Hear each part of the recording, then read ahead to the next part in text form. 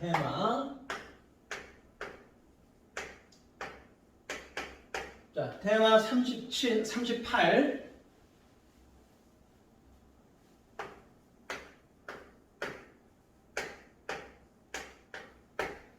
자, 테마 38의 파동의 굴절입니다. 자, 여러분들 우리가 굴절 현상이라고 하는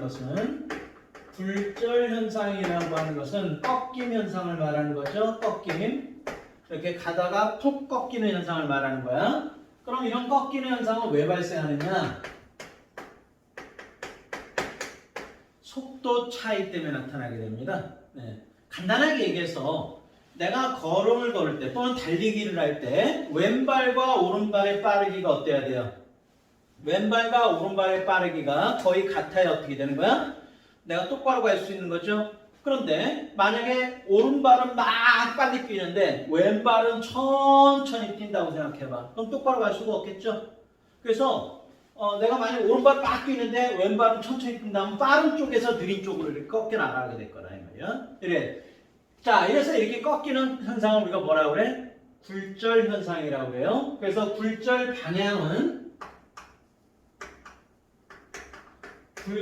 방향이라고 하는 거 꼭 알아야 된다. 굴절 방향은 항상 어느 쪽에서 빠른 쪽에서 어느 쪽으로 느린 쪽으로 항상 일어나게 된다라는 거 잊어버리면 안 돼요. 자, 그리고 우리가 이렇게 빠르다, 느리다 이렇게도 표현하지만 빠르다, 느리다라고 표현하지 않고 이걸 소하다, 밀하다라고도 표현합니다. 그래서 여러분들이 앞으로 이런 용어를 많이 쓰게 될 텐데 이 매질에서의 파동의 속도가 빨라 이런 말이 나오면 소하다 이렇게 얘기를 합니다.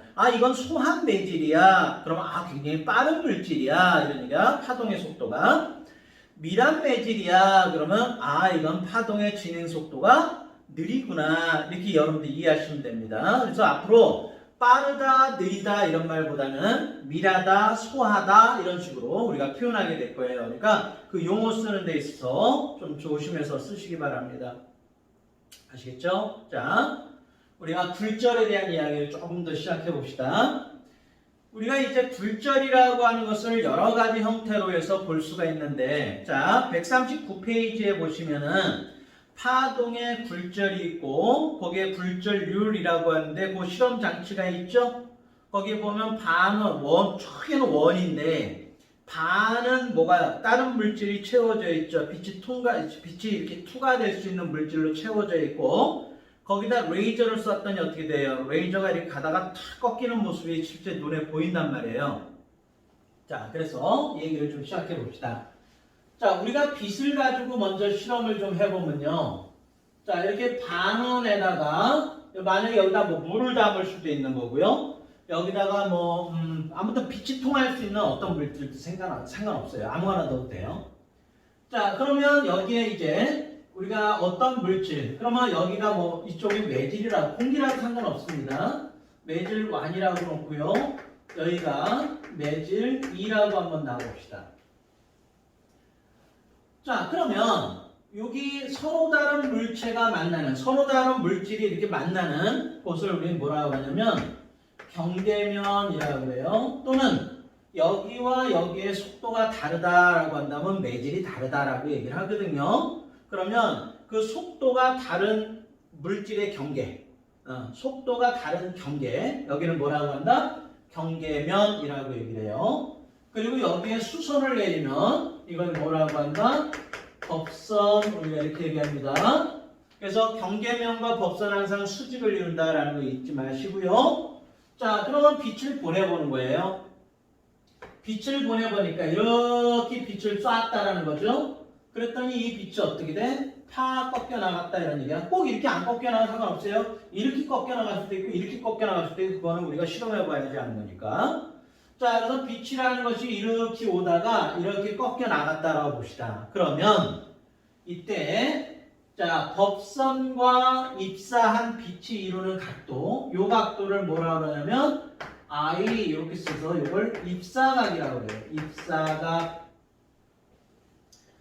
자, 마찬가지로 요 각도를 뭐라고 그래요? 자, 법선과 꺾여져 나간 요 빛이 이루는 각을 우리가 R 이렇게 써서 뭐라 그래? 요거를 굴절각 이렇게 얘기합니다. 되셨죠? 자, 그럼 빛이라는 것이 어떤 다른 물질로 들어가는, 즉 속도가 달라지게 되면 꺾이게 되는 현상이 있지만, 자, 굴절은 안 일어날 수도 있어요. 굴절은 안 일어날 수는 있지만 반사가 안 일어나는 경우는 없어요. 그래서 여기에는 반드시 이렇게 반사라고 하는 것도 동시에 일어나게 됩니다. 반사라는 것도 일어나고 굴절이라는 것도 일어나게 돼요. 자, 여기는 이제 굴절만 표시해 놓은 것 뿐이죠. 이때 입사각과 반사각은 이건 항상 똑같다는 거 잊지는 마시고요. 다시 한번, 반사가 안 일어나는 경우는 없습니다. 굴절은 안 일어나는 경우는 있어요. 알겠죠? 그러나 반사가 안 일어나는 경우는 어떠한 경우에도 없습니다. 자, 그런데 입사각과 반사각은 항상 똑같다라고 하는 거, 요건 잊지 마시고요. 자, 그럼 우리가 이제 실험을 해보는 거예요. 실험을 어떻게 하냐면, 빛이라고 하는 것을 어떻게, 자, 처음에는 똑바로 쏴줬다가 빛의 입사각을 점점점 키워보는 거야. 자, 이렇게 쐈다, 이렇게 쐈다, 이렇게 쐈다, 이렇게 쐈다, 이렇게 쐈다. 이런 식으로 입사각을 점점 이렇게 키워주게 됩니다. 그럼 입사각이라는 걸 점점 키워주게 되면 어떻게 된다는 거예요? 굴절각도 같이 커지더라라는 사실을 우리가 이 실험을 통해서 알 수 있습니다. 자, 그럼 여기 볼까요?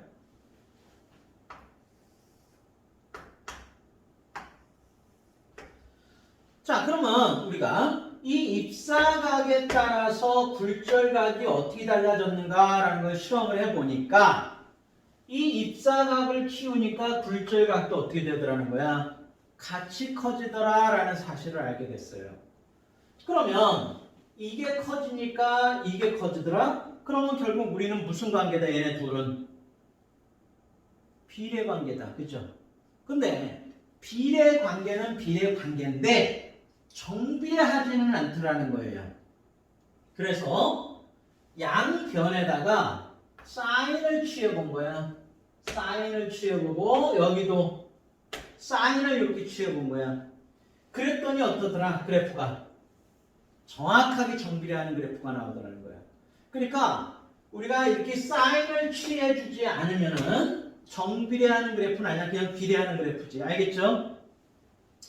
그래서 이 그래프에서의 기울기를 구해보면, 이 기울기라는 것은 사인의 R분의 사인의 I 이렇게 표시가 될 수 있겠죠. 그죠?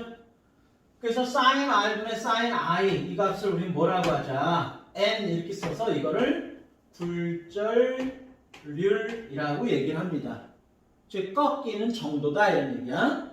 그러니까 굴절률이 크다. 사인 R분의 사인 I 값이 크더라. 그러니까 많이 꺾였더라 이런 뜻이 되겠죠. 그래서 굴절률이 커요. 그러면은 많이 꺾여요 이런 뜻이 돼요. 굴절률이 작아요. 그러면 적게 꺾여요 이런 뜻이 되기도 합니다. 자, 그래서 여러분들이 이 굴절률이라고 하는 것은 항상 이렇게 표현된다는 거 잊지 마시고 꼭 정리해 두셔야 돼요. 다시, 그냥은 비례하지만 정비례하지 않기 때문에 뭘 취했다고?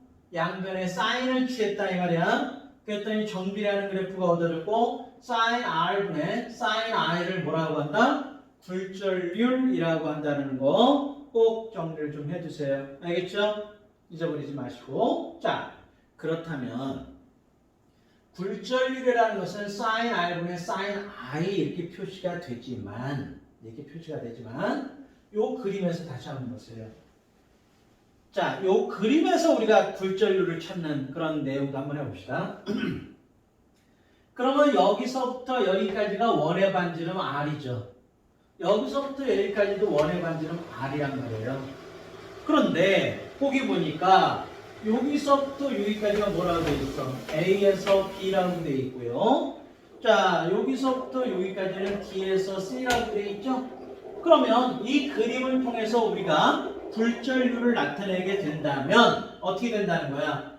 사인의 R분의 사인의 I 이렇게 되는 거니까 이거는 sin R이 어떻게 돼요? sin 이렇게 되죠? 그러니까 얼마? R분의 얼마다? DC 우리가 이렇게 나타낼 수 있고 sin I라고 하는 것은 R분의 얼마? AB 이렇게 나타낼 수 있죠. 그죠? 그러니까 R 다 지워버리니까 굴절률 구해봐 그러면 이 그림에서의 굴절률 구해봐 그럼 만약에 각도가 안 나왔어 그럼 어떻게 하라고? DC분의 뭐라고 하면 되는 거야? AB예요 이렇게 하면은 우리가 굴절률 구할 수도 있다. 됐죠? 네, 그래서 우리가 빛을 이용해서 굴절률을 구하는 실험은 이런 방식으로 진행되고 이때 이런 방법을 통해서 굴절률이라는 것이 정의되었다라고 하는 거 꼭 정리해 두셔야 될 겁니다. 되셨죠? 실험 정확히 아셔야 돼요. 자, 파동의 굴절 실험에 대한 이야기 좀 해봅시다.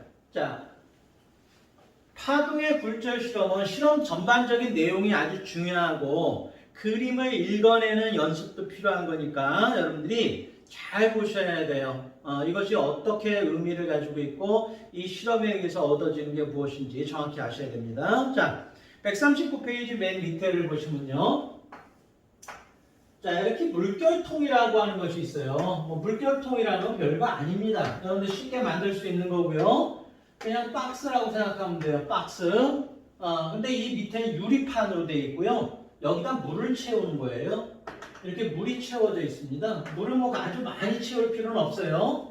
물을 조금만 채워 놓는 거야. 그래 놓고 여기에 넓은 판때기에다가 진동할 수 있는 걸 이렇게 연결시켜 놓으면 얘가 와라라라라라락 진동하면 어떻게 돼요?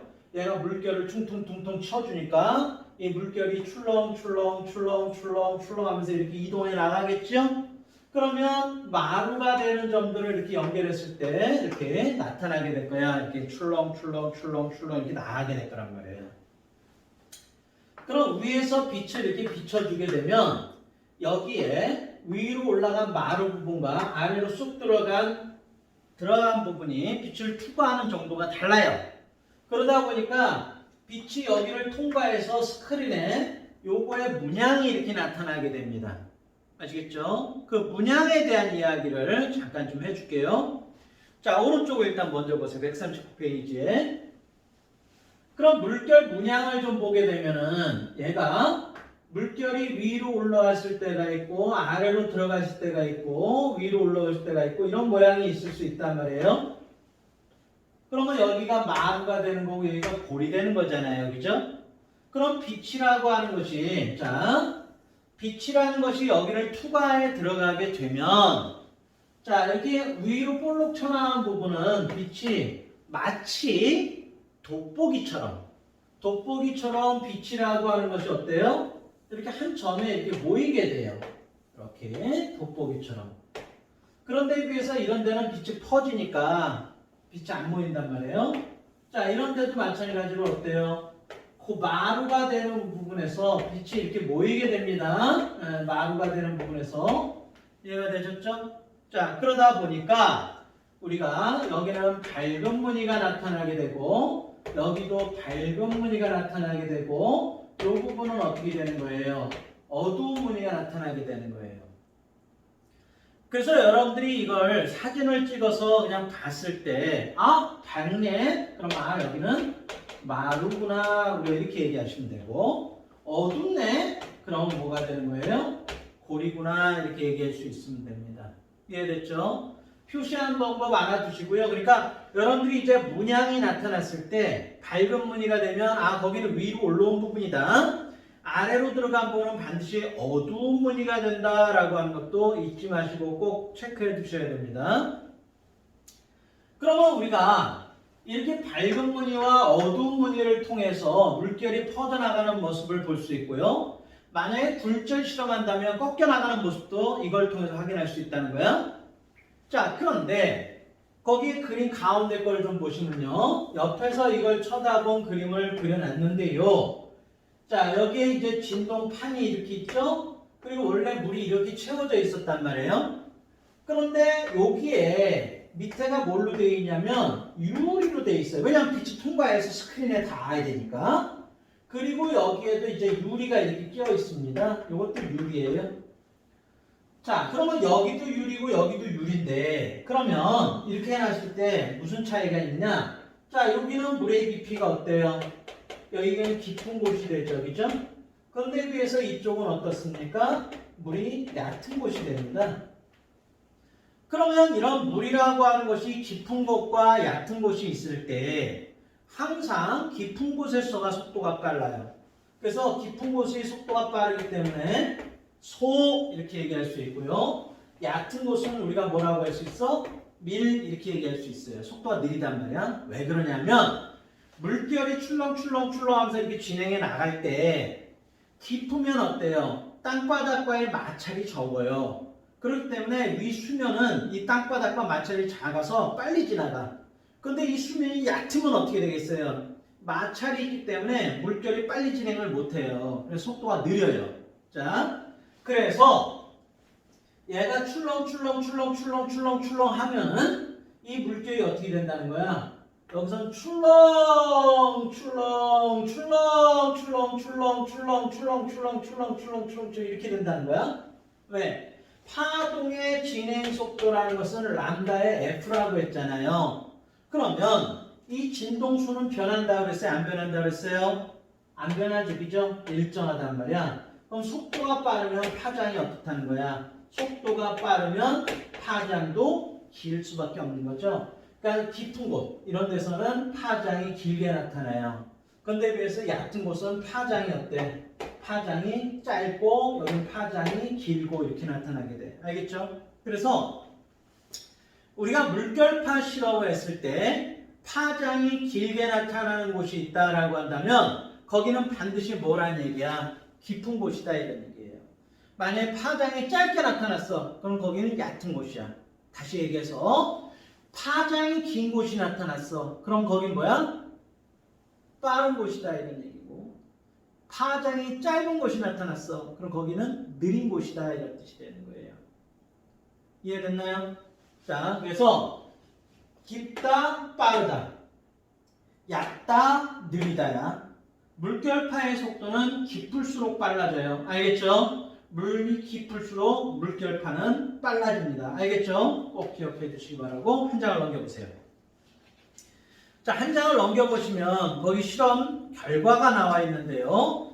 그 실험에 대한 이야기를 좀 해보도록 하겠습니다.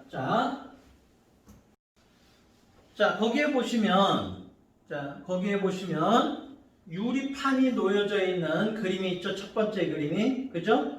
그 유리판에 있는 부분만 확대한 게 그 오른쪽에 있는 그림이고요. 그걸 우리가 전체적으로 표시해 놓은 게 밑에 있는 그림입니다. 그럼 거기 여러분들 유리판이 있는 그림을 좀 봐주세요. 자, 이렇게 우리가 하늘 위에서 내려다보게 된다면 이렇게 물결통이 위에서 보이겠죠? 자, 그럼 여기에서 이제 파동을 만들어낸단 말이에요. 똥똥똥똥똥똥 이렇게 때려준다는 거지. 그럼 여기는 깊은 곳이고 거기에 보니까 이렇게 칸막이가 이렇게 놓여져 있죠. 칸막이가 놓여져 있고 여기 유리판이 이렇게 놓여져 있는 모습이 이렇게 그려져 있습니다. 그렇죠? 그러면 여러분들이 볼 때 여기가 뭐가 되는 거야? 깊은 곳이고 여기 유리판이 또 놓여져 있으니까 여기는 얕은 곳이 될 거란 말이에요. 그러면 위에서 내려다 봤을 때 밝고 어두운 무늬가 어떻게 돼? 쫙 진행하는 모습이 보이겠죠? 그래서 밝은 곳은 위로 이렇게 올라온 부분, 아래로 들어간 부분은 어두운 무늬가 된다고 했어요. 그럼 여기서 똥똥똥똥 두들겨주게 되면 밝은 무늬가 어떻게? 밝은 무늬가 이렇게 나란하게 이렇게 진행해 나가는 모습을 우리가 볼 수 있을 거 아니에요, 그죠? 그러면 여기가 이제 밝은 무늬라면 이건 마루가 되는 거죠. 마루가 되는 거고 이게 마루가 되는 걸 섬으로 쭉 연결해 놨으니까 뭐가 되는 거야? 파면이 되는 거야. 이게 파면 되셨습니까? 이게 파면이 되는 거야. 그러면 이렇게 파면이 들어가다가 여기를 지나면서 어때요? 이게 파면이 이렇게 꺾여 나가면서 파면과 파면 사이의 거리가 이렇게 좁게 나타나는 이런 그림을 우리가 볼 수가 있습니다. 자, 그럼 해석해 보죠. 그러면 파면에서 파면 사이의 거리. 그 얘기는 마루에서 마루까지의 거리니까 이게 파장 이렇게 되는 겁니다. 자, 여기도 마찬가지로 파면에서 파면 사이의 거리가 람다 2 파장이 되는 거야. 자, 그러면 이 파면에 대해서 수선을 내려보면 어때요? 수선을 내리면 파동의 진행 방향이 되는 거죠. 그럼 파동이 이렇게 진행이 오다 어떻게 된다는 거야? 이거에 다시 수선을 내려보면 어때요? 이렇게 꺾여 나간 걸 볼 수가 있다 이 말이야. 그러니까 파동이 이렇게 들어오다가 이렇게 꺾여 나갔구나라는 걸 알 수 있어요. 자, 그럼 여기에 법선을 내리면 경계면, 요게 경계면이죠. 속도가 달라진 면이란 말이에요. 속도가 달라진 면에다가 수선을 내리면 어떻게 됩니까? 수선을 이렇게 내리게 되면 우리가 이걸 법선이라고 그랬죠. 그러면 요각이 입사각이 되는 거고요. 요각이 굴절각이 된다라는 것을 우리가 알 수 있다 이런 얘기야. 됐습니까? 그래서 여러분들이 읽어내는 걸 꼭 잘 보셔야 돼요. 이걸 딱 보고도 아 이게 입사각이 있구나 저게 굴절각이 있구나 다시 한번 좀 확인해 주시기 바랍니다. 되셨죠? 자 그럼 그 옆에 여기다 또 하나 그림을 그려놨는데 요 부분만 확대해서 다시 한번 좀 그려봅시다. 자 그러면 거기에 이제 확대한 그림을 다시 한번 좀 그려놓고 좀 설명을 드리죠. 경계면이 이렇게 있었다는 거죠. 이렇게 경계면이 있었는데 파가 어떻게 진행해 오다가 이렇게 진행해 온 거예요. 파가 이렇게 진행해 왔다 이 말이야. 이렇게 진행해 왔고 이렇게 진행해 오고 이렇게 왔다가 파가 이렇게 꺾여져 나갔죠. 네, 이렇게 꺾여져 나간 모습을 우리가 이제 발견한 거다 이 말이야. 그럼 파동이라고 하는 것이 어떻게 진행해 오다가 이렇게 진행해 오다가 파면의 수직으로 파가 이렇게 꺾여 나간 모습을 우리가 그려낼 수가 있었다. 그렇죠? 자, 그럼 여기 봅시다. 여기에서 우리가 유리판, 얕은 곳과 깊은 곳의 경계면이 요거라고 그랬어요. 경계면이란 말이야. 우리가 법선을 긋고 입사각을 찾아야 돼요. 그렇죠? 그럼 파동의 진행 방향을 선을 긋고 법선을 긋고 입사각 그리고 할 수가 있겠습니까? 뭐 컴퓨터가 아닌데 이걸 어떻게 하겠어요? 쉽지 않겠죠. 그죠? 자, 그러면 요 그림에서 보듯이 자, 법선과 경계면이 뭘 이룬다고 그랬어요? 직각을 이룬다고 했잖아. 그러면 입사각과 입사각이니까 요게 입사각이니까 요게 몇 도가 되는 거야? 90도 마이너스 I 이렇게 될 거 아니에요, 그죠? 그러면 유리판이랑 여기다 수선을 내리면 요각이 뭐가 되는 거야? 요각이 입사각이 되겠네, 그죠? 그러니까 우리가 이렇게 법선을 세우고 이렇게 해서 입사각 굴절각 구하는 게 아니라 실제로는 어떻게 구한다는 거야? 파면과 경계면이 이루는 요각을 우리는 뭐라고 하면 된다는 거야? 요걸 입사각 이렇게 해서 계산하면 된다는 거야. 실제로는. 실제 실험은 이렇게 한다는 거야. 자, 마찬가지겠죠. 여기도 요게 뭐가 되는 거예요? 요게 굴절각이잖아요. 그렇죠? 그러면 여기 각이 뭐가 되는 거예요? 요게 90도 마이너스 굴절각이 되는 거죠? 그러면 여기 직각삼각형이니까 요 각이 뭐가 되는 거야? 굴절각이 될 수밖에 없죠. 그러니까 여기서도 굴절각 어떻게 구하면 돼? 경계면과 파면이 이루는 각. 그죠? 뭐 이 각이랑 같을 텐데 이 각을 그냥 뭐라고 하면 돼? 굴절각 이렇게 하면 되는 거예요. 그래서 다시 한번 파면과 경계면이 이루는 각을 입사각 또는 굴절각 이렇게 해도 된다는 거야. 어차피 각이 똑같으니까. 알겠죠? 그래서 굳이 법선을 세우고 경계면에다가 법선 세우고 막 진행 그리고 할 필요 없어. 그냥 딱 이 그림만 보면 여러분들은 무조건 입사각이네, 굴절각이네 이렇게 따져주면 된다는 거야. 제발 알겠죠? 네, 이런 식으로 해서 여러분들이 각도만 이렇게 따져 나갈 수 있으면 큰 어려움 없이 우리가 그림을 완성시켜 줄 수 있다는 거예요. 이해됐죠? 자, 그 맨 밑에 있는 그림을 보면서 우리가 좀 더 확인해 보도록 합시다. 자, 맨 밑에 있는 그림을 보면서 우리가 이거는 뭔지 한번 확인을 좀 해볼까요? 자, 거기에 보면 이렇게 잘라놨을 때 여기 경계면입니다. 이거 경계면. 자, 그럼 파면이 어떻게 진행해 오다가 자, 밝은 무늬가 파면입니다. 파면이 이렇게 진행해 오고 있죠. 파면이 이렇게 진행해 오다가 파면이 이렇게 꺾여져 나간 모습을 거기에 이제 보여주고 있습니다. 그렇죠? 그럼 파동의 진행은 파면의 수직이니까 이렇게 들어오다가 얘가 이렇게 꺾여 나갔구나 라는 걸 알 수 있는 거죠. 파동의 진행 방향과 파면은 수직이니까 항상 이렇게 파동의 진행에 들어오다가 얘가 이렇게 꺾여 나갔구나 라는 것을 우리가 그림으로 확인해 볼 수 있는 거죠. 됐습니까? 자, 그러면 다시 한번 요각이 뭐가 되는 거예요? 입사각. 요각이 뭐가 되는 거야? 굴절각. 이렇게 말할 수 있죠. 굳이 법선 세우고 입사각 굴절각 하지 말라 그랬어. 이 그림 나오면 파면과 경계면이 이루는 각이 그냥 입사각의 굴절각 이렇게 되는 거야. 정말 알겠습니까? 자, 그러면 파면과 파면 사이 거리가 파장 람다1, 파면과 파면 사이 거리가 파장 람다2 이렇게 되는 거죠. 오케이? 자, 여기서의 파동의 진행 속도가 V1, 여기서의 파동의 진행 속도가 V2 우리가 이렇게 놓을 수 있다 이 말이에요. 그러면 앞에서 우리가 배운 내용을 보면 굴절률이라고 하는 것은 어떻게 나타낸다고 했어요? 사인의 R분의 사인의 I 이렇게 나타낸다고 그랬잖아.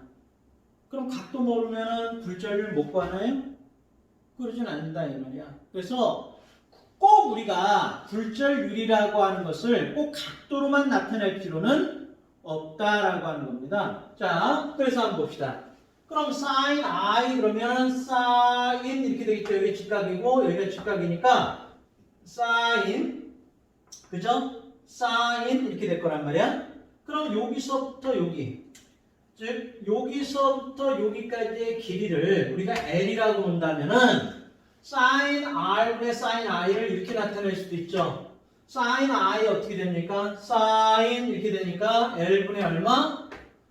람다와 이렇게 놓을 수 있다는 거야. 또 sin 이렇게 하면 어떻게 되는 거야? L분의 람다 2 이렇게 놓을 수 있죠. 그럼 L과 L은 똑같으니까 이거를 람다 2분의 얼마? 람다 1 이렇게 표시할 수 있다는 얘기예요. 그렇죠? 그러니까 꼭 각도가 아니더라도 파장의 관계로서 우리가 굴절률을 나타낼 수 있다는 거야. 또 파동의 진행 속도라는 것은 람다의 F 이렇게 되잖아요. 그럼 진동수는 변한다고 그랬어? 안 변한다고 그랬어? 진동수는 어떠한 경우에도 변하지 않는다고 그랬으니까 파장과 속도는 어떤 관계야? 비례하는 관계잖아요. 그러니까 이건 우리가 어떻게 나타낼 수 있다? V2분의 V1 우리가 이렇게 나타낼 수 있다 이런 얘기가 되는 거예요. 됐습니까? 오케이. 자, 그래서 결론. 우리가 이렇게 어떤 물질에서 어떤 물질로 들어갔을 때 굴절률은 사인의 얼마분의 R분의 사인의 I 이렇게 나타낼 수도 있지만 람다 2분의 람다 1 V2분의 V1 우리가 이렇게 나타낼 수 있다는 얘기야. 그래서 이걸 누가 알아냈어요? 스넬이 알아냈기 때문에 이걸 스넬의 법칙이라고 하는 거야. 됐습니까? 네, 좀 이따 한번 더 정리할 거예요. 그러니까 잘 여러분들이 알아두시면 좋겠습니다. 자, 141페이지로 넘어가죠.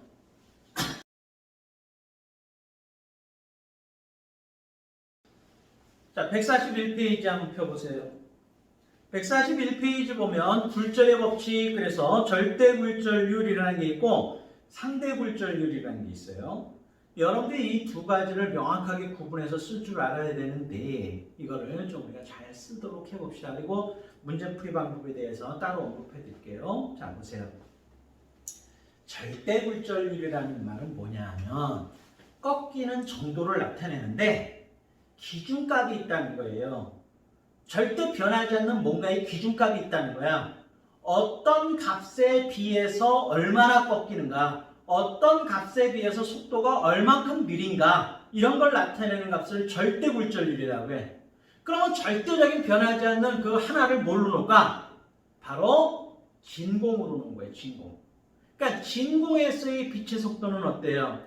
3 곱하기 10의 8승 m/s로 항상 똑같죠. 그죠? 그러니까 그 값을 우리가 얼마로 보자는 거야? 3 곱하기 10의 8승 m/s를 1로 보자는 거야. 1. 기준값으로 보자는 거야. 기준값으로.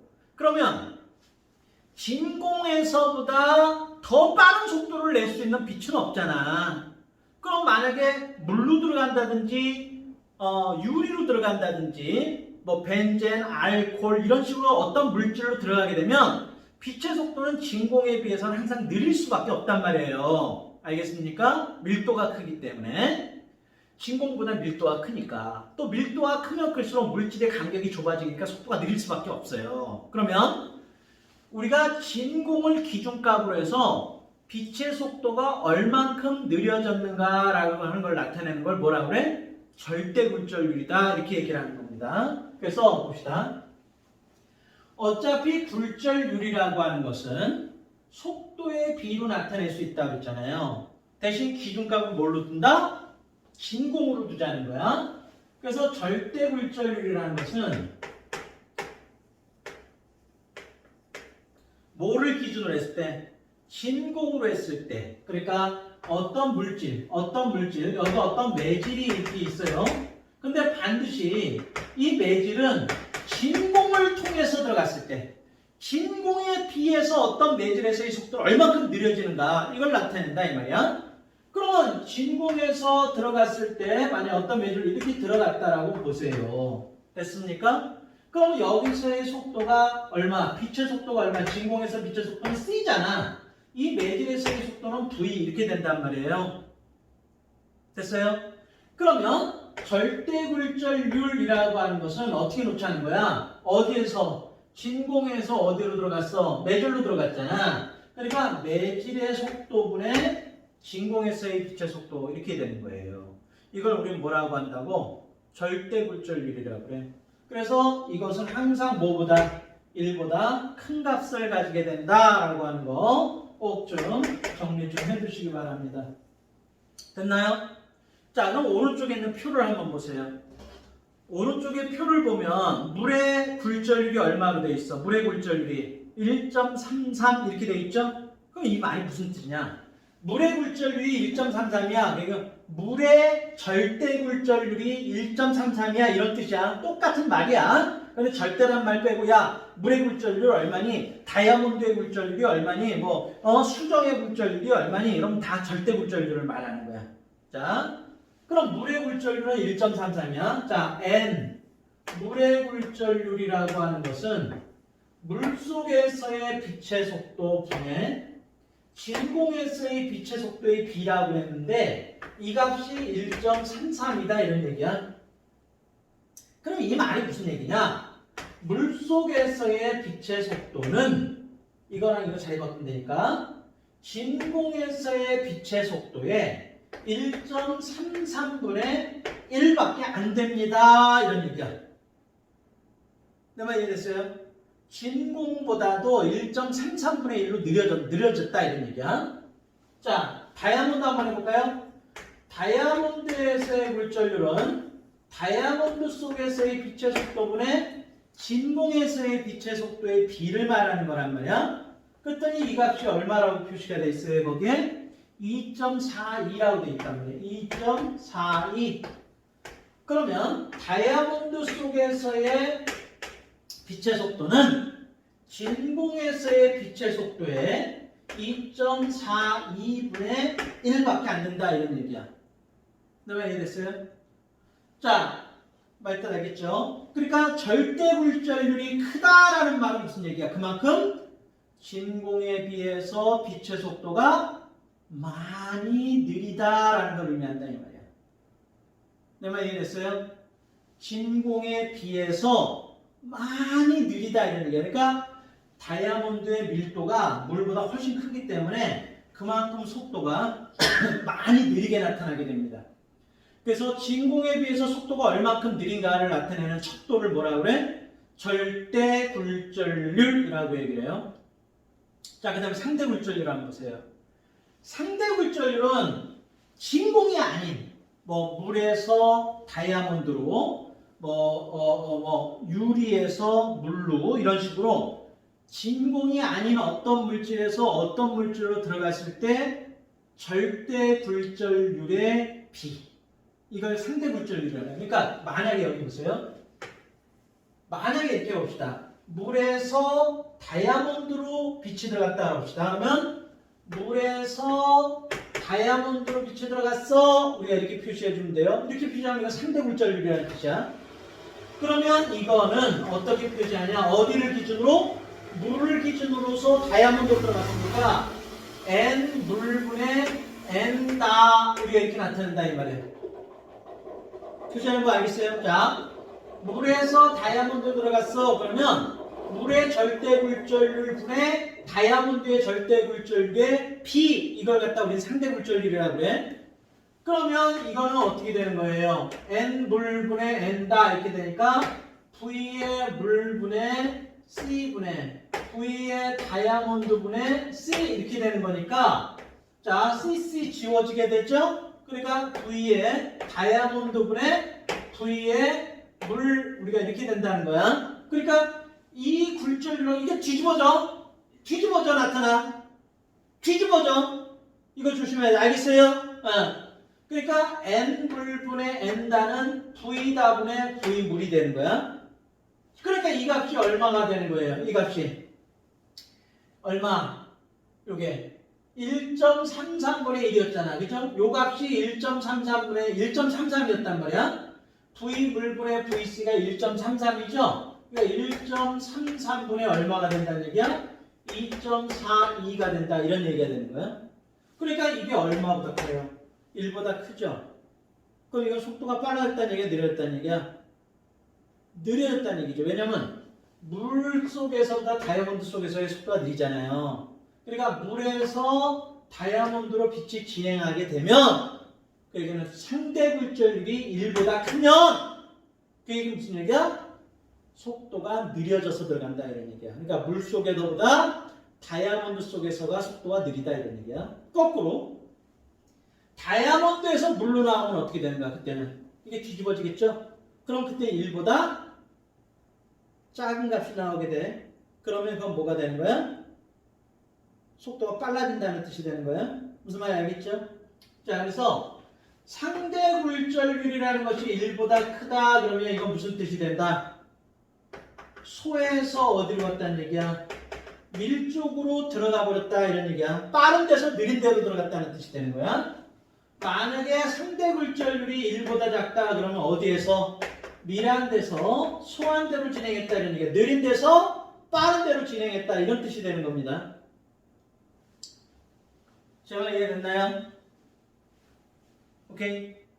자, 그래서 여러분들이 우리가 절대 굴절률이라고 하는 것과 상대 굴절률이라고 하는 것을 명확하게 구분해 줘야 돼. 다시 한번 확인합시다. 절대 굴절률은 진공에 비해서 속도가 얼마큼 느려지느냐 이걸 뜻하고, 상대 굴절률은 어떤 물질에서 어떤 물질로 들어갔을 때 속도가 빨라지느냐 느려지느냐를 나타내는 거야. 빨라질 수도 있고 느려질 수도 있는 거야. 상대 굴절률은. 대만 알겠어요? 그래서 만약에 상대 굴절률이 1보다 크다 그러면 빠른 데서 느린 데로 갔다는 얘기고, 상대 굴절률이 1보다 작다 그러면 느린 데서 빠른 데로 갔다는 뜻이 되는 겁니다. 그럼 상대 굴절률로 이걸 나타내보면 n1에서 2로 들어갔다 그러면 이건 n1분의 n2 우리가 이렇게 나타낼 수 있고요. 자, 이것은 우리가 사인의 r분의 사인의 i, 이거는 v2분의 v1, 이거는 람다2분의 람다1 이렇게 표시가 됩니다. 아시겠죠? 그래서 이거를 누구의 법칙이라고 그래? 스넬의 법칙이라고 합니다. 그래서 여러분들은 항상 이걸 식으로 머릿속에 좀 가지고 계셔야 돼요. 자, 그래서 이거 외울 때 자꾸 헷갈리니까 이렇게 한번 해보세요. 어떤 매질이 여기가 N1이 있고 여기가 어떤 매질이 N2, 절대 굴절률이 N1인 물질이 있고 여기 절대 굴절 위에 N2인 물질이 있어요. 그럼 만약에 빛이 이렇게 들어갔다가 이렇게 꺾였다라고 가정을 좀 해볼까요? 그러면 우리가 이렇게 잘라봤을 때 이게 입사각이 되고 이게 굴절각이 되는 거잖아요. 여기서의 속도가 V1이 되는 거고 여기가 V2가 되는 거고 여기가 람다2가 되는 거고 람다1이 되는 거고 여기가 람다2가 되는 거란 말이에요. 아시겠어요? 그러면 그냥 여기 경계면을 분수로 만들면 돼. 그냥 분수로. 알겠어? 람다 2분의 람다 1 V2분의 V1 sin R분의 sin I 요것만 뒤바꿔주면 돼. 요것만 이렇게 뒤바꿔주게 되면 요 식이 나와. 알겠어요? 그러니까 요것만 딱 뒤바꾸고 나머지는 뭐야? sin R분의 sin I V2분의 V1 V2분의 람다 2분의 람다 1 이렇게 하면은 상대 굴절률 식이 된다 이 말이야. 외우세요. 잘 외워. 알겠죠? 네. 그래서 요 식을 여러분들이 이제 활용할 줄만 알면 되는 거니까 잘 정리 좀 해줍시다. 넘겨봅시다. 자, 142페이지 한번 봅니다. 142페이지 보면 생활 속의 굴절이 나와 있는데요. 물의 굴절, 뭐 신기루, 아지랑이, 파도의 굴절 뭐 이런 것들이 있는데 요거에 대한 이야기 잠깐 하고 문제를 좀 풀 시간 같죠. 먼저 신기루 한번 봅시다. 뭐 나머지 큰 문제가 안 되는데 신기루 한번 볼까요? 자, 신기루라고 하는 것을 좀 보면 여기에 멀리 어떤 자동차라든지 물체가 있다고 생각해 보세요. 근데 어느 날 해가 쨍쨍 떠서 이 밑에가 고온이야. 이 위에는 저온이야. 됐나요? 그러면 이 멀찍이서 저 자동차를 보면 어떻게 보이게 되느냐? 여러분들 저온이면 밀도가 어때요? 작죠? 밀도가 크죠? 그러니까 이건 밀이란 말이야. 근데 고온인 경우는 밀도가 작잖아요. 그죠? 그러니까 이게 쏟아 이 말이야. 그러니까 빛의 속도가 어디서 빠르게 되는 거야? 고온에서 빠르고 저온에서는 느리게 돼요. 그러면 꺾이는 거는 어느 쪽에서 어느 쪽으로 꺾인다고 했어? 빠른 쪽에서 느린 쪽으로 꺾인다고 했잖아. 그럼 빛이 진행하는데 물론 사방팔방으로 빛이 퍼져나가겠지만 그 중에서도 이렇게 간 빛이 있다면은 빠른 쪽에서 느린 쪽으로 어떻게 돼? 이렇게 꺾여서 나가게 된다 이런 얘기야. 그러면 이걸 갖다 쳐다봤을 때 어떻게 되겠어요? 멀리서 이걸 쳐다봤을 때 이 사람은 이 빛이 먼 데서 직진해서 왔다고 생각하니까 마치 이 물체가 여기 있는 것처럼 보이게 된다 이 말이야. 이걸 우리가 뭐라고 그래요? 신기루라고 얘기를 한다 이 말이야. 네, 알겠습니까? 네. 만약에 온도가 반대가 되면 어떻게 되겠어요? 그때는 이 신기루가 하늘에서 보이겠지. 정말 이해됐나요? 그래서 신기루가 땅과 하늘의 온도가 어떤 분포를 가지느냐에 따라서 만들어지는 위치가 다르다라고 하는 거 꼭 좀 정리해 두셔야 됩니다. 오케이? 자, 그 다음에 파도의 굴절 한번 보세요. 뭐 아지랑이 잘 알죠? 우리가 아직 날 더울 때 보면 저 멀리 아로라는 보는 게 아지랑이지, 그치? 자, 파도의 굴절 한번 보세요. 우리가 바닷가에 가보면 이렇게 모양이 잡혀 있어요. 이쪽에 바다고 이게 땅인데, 그럼 여기가 바다고 여기가 땅이면 여러분들 이게 툭 삐져나온 데를 뭐라고 그래요? 곳이라고 그러죠. 곳. 장상곳 마루에 하여튼 그 곳. 또 저기 포항형 호미곶. 이런데. 그러니까 우리가 이렇게 툭툭 펴져나온 데는 곳이야 곳. 알겠어요? 자, 이 안으로 쑥 들어간 여기를 뭐라고 그래? 여기를 만이라고 해. 만. 천수만. 영일만. 영일만이 어디에 있어? 포항에 있어. 포항제철 바로 옆에가 영일만이야. 영일만. 자, 그러면 저 멀리서 파도가 진행해 오게 될 텐데, 자, 우리가 이렇게 잘라보면, 자, 여기는 어때요? 깊은 곳이겠죠?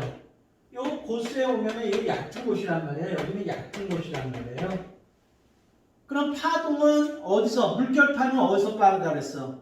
깊은 데서 빠르다고 했잖아. 그러니까 저 멀리서 파도가 이렇게 오다가 깊은 곳에 오니까 어떻게 돼? 여기는 빨리 진행하고 이쪽은 느리게 가고 가운데는 빨리 가게 돼. 그러니까 파도가 이런 식으로 오게 되는 거예요. 이렇게. 이해가 됐나요? 그러니까 여기는 간격이 멀고 여기 간격이 좁아. 느리니까. 파면과 파면 사이가 파장이야. 그러니까 파면이 넓다는 얘기는 뭐야? 빠르다는 얘기고 파면이 좁다는 거는 느리다는 뜻이라고 했어. 그러니까 여기에 파면이 이렇게 돼 있으니까 파동은 이렇게 진행해 오겠죠? 파동의 진행 방향은 파면과 항상 수직을 이룬다고 했잖아. 그러니까 파동이 이렇게 진행해 온다 이런 얘기 이렇게. 그래서 이게 왜 이런 모양이 되느냐? 바로 속도 차이 때문에 이런 일이 생기는 거예요. 그래서 여기는 빠르게 되고 이쪽은 느리게 돼요. 알겠어요? 네, 그래서 여기는 이제 이렇게 모양이 파도의 모양이 이런 모양으로 오게 된다는 거 꼭 모양 기억해 두시고요. 형태 꼭 좀 알아두시기 바랍니다.